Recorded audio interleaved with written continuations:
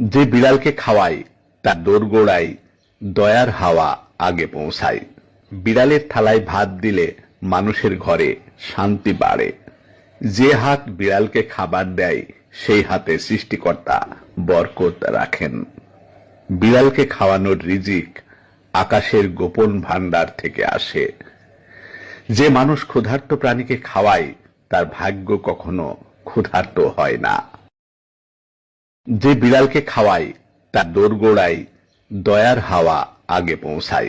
বিড়ালের থালায় ভাত দিলে মানুষের ঘরে শান্তি বাড়ে। যে হাত বিড়ালকে খাবার দেয় সেই হাতে সৃষ্টিকর্তা বরকত রাখেন।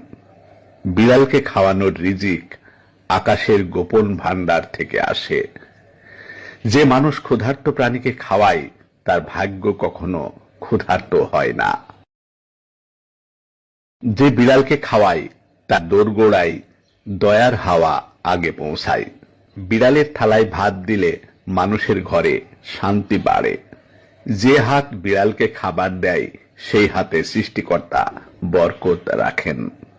বিড়ালকে খাওয়ানোর রিজিক আকাশের গোপন ভান্ডার থেকে আসে। যে মানুষ ক্ষুধার্ত প্রাণীকে খাওয়ায় তার ভাগ্য